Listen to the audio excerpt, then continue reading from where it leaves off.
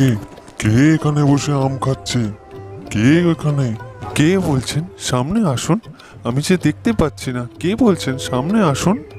আমি আমি বলছি, আমি আম বৃক্ষ।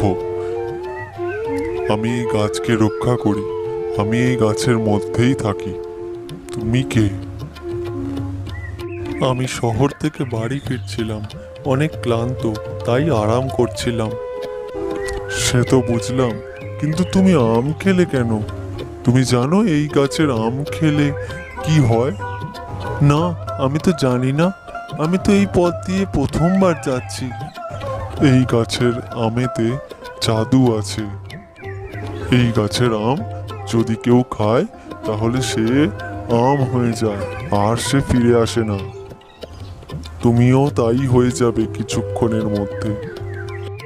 তুমি খুব বড় ভুল করে